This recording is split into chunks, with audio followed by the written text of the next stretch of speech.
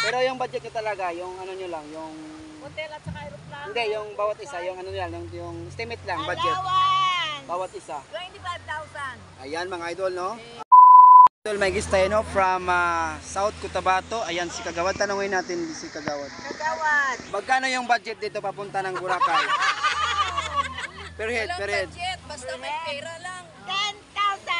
10,000. Per head na yon. Hindi. Yung bawat isa. Allowance lang yun. Ano? Bawat isa, 10,000 ganyan lang. Dala ni Kagawad yung itiin at saka Bali, ilang days na yon sa hotel? Hindi, kasi nakapag-booking na kami, nakabayad na kami ahead. Okay. So, yung hotel namin, nabook na, yung plane ticket namin, nabook na ahead. Yung allowance na lang. Talaga, magkano talaga per head ang allowance? Dala kang ATM, okay na. Pero yung budget nyo talaga, yung ano nyo lang, yung... Hotel at saka aeroplano. Hindi, yung bawat isa, yung ano nyo lang, yung estimate lang, budget. Bawat isa. 25,000. Ayan mga idol, no? Pansyon. Kumusta naman dito yung Boracay mga ma'am?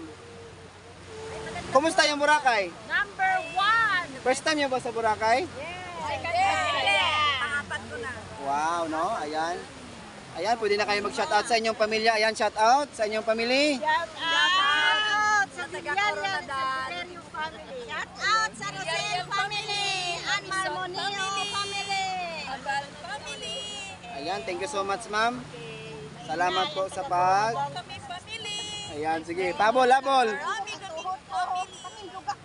Nice meeting you. Ayan, nice kay ma'am, no? Hindi ko wala kilala si Kagawad. Ako po si Jan. Pero yung ano ko, name ko sa vlog, kay KSTV Vlog. Ayan, thank you so much kay ma'am. God bless po.